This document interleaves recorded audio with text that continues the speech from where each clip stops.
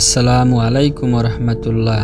প্রিয় দর্শক, আজকে মুজিব অফিসিয়ালের এই পর্বে জানব মক্কা ঘর সৃষ্টির রহস্য। আপনি কি জানেন এই পৃথিবীতে এমন একটি ঘর আছে যার দিকে কোটি কোটি মানুষ প্রতিদিন মুখ ফিরিয়ে প্রার্থনা করে? যে ঘরকে কেন্দ্র করে আবর্তিত হয় আমাদের ঈমান, আমাদের হৃদয়, আমাদের হজ। হ্যাঁ, আমি কথা বলছি কাবা ঘর বা বাইতুল্লাহর। কিন্তু এই ঘরের ইতিহাস কি? কে প্রথম নির্মাণ করেছিলেন এই ঘর? আসুন আজ আমরা ফিরে যাই হাজার হাজার বছর আগের এক অলৌকিক রহস্যময় যাত্রায়, যেখানে শুরু হয় মক্কা নগরী ও কাবা ঘরের সৃষ্টির গল্প। পৃথিবীর প্রথম ঘর। আদিকাল যখন পৃথিবী ছিল নির্জন, পাহাড়, মরুভূমি আর বিস্তীর্ণ শূন্যতায় পরিপূর্ণ, আল্লাহ তাআলা পৃথিবী সৃষ্টি করেন এবং মানুষের প্রথম পিতা হযরত আদম আলাইহিস সালামকে পৃথিবীতে প্রেরণ করেন। হাদিসে বর্ণিত আছে, হযরত আদম আলাইহিস সালাম ছিলেন সেই ব্যক্তি যিনি সর্বপ্রথম আল্লাহর নির্দেশে কাবা ঘর নির্মাণ করেন। তিনি একটি ঘর বানান যা ছিল আল্লাহর ইবাদতের জন্য। সেই ঘর সময়ের ব্যবধানে হারিয়ে যায় বন্যা ও দুর্যোগে। তবে কাবার স্থান কখনো পরিবর্তিত হয়নি। এটি ছিল একটি নির্দিষ্ট জায়গা যা আল্লাহ তাআলা নিজে নির্ধারণ করে দিয়েছিলেন। পৃথিবী ঘুরতে থাকে, সময় এগিয়ে যায়, আর আসে আল্লাহর এক বন্ধু, যিনি ইতিহাসের এক মহান চরিত্র, হযরত ইব্রাহিম আলাইহিস সালাম। তিনি একসময় স্ত্রী হাজেরা ও শিশুপুত্র ইসমাইল আলাইহিস সালামকে আল্লাহর নির্দেশে নিয়ে আসেন নির্জন এক মরুভূমিতে, যেখানে আজকের মক্কা। এক ফোঁটা পানি নেই, নেই কোনো গাছগাছালি। হাজেরা আলাইহিস সালাম ছোট্ট ইসমাইলকে কোলে রেখে দৌড়াতে থাকেন পাহাড়ের মাঝে, সাফা থেকে মারওয়া, পানি খুঁজে, আশায় বিশ্বাসে।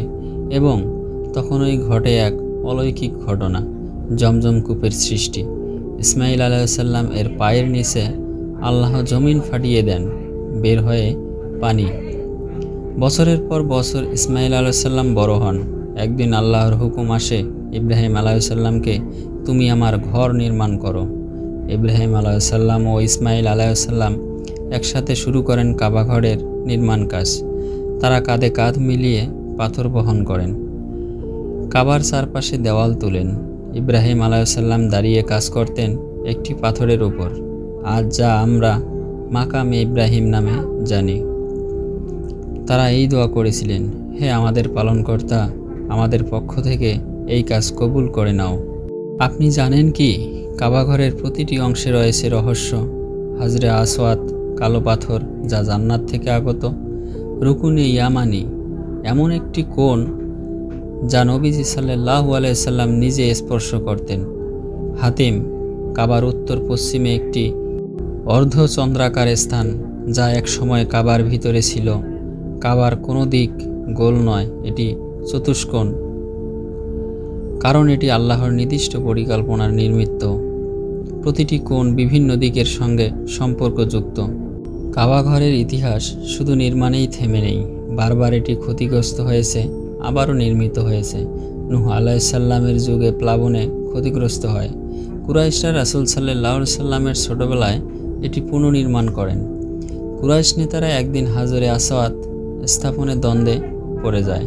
রাসূল সাল্লাল্লাহু আলাইহি সাল্লাম নিজের হাতে একটি চাদরে পাথর রেখে সকল নেতাদের হাত ধরিয়ে দেন। সকলেই একত্রে হাজরে আসওয়াদ স্থাপন করে। এটাই ছিল রাসূলের হিকমত। আজ কাবা ঘর একটি চুন সাদা পাথরের ঘর নয়, এটি আমাদের ঈমানের প্রতীক। হজে লক্ষ মানুষ কাবার চারপাশে তাওয়াফ করে। প্রতি বছর নতুন কালো কাপড় কিসওয়া পরানো হয়। দিনে 5 বার লক্ষ কোটি মুসলিম এই ঘরের দিকে ফিরে সিজদা করে।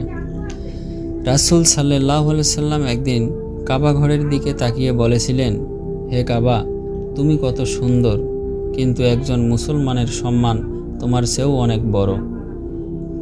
এই কাবা ঘর একটি প্রাচীন ইমারত নয়, এটি একটি বিশ্বাস, একটি ঐক্যের নিদর্শন, একটি স্মারক আল্লাহর কাছে ফিরে যাওয়ার।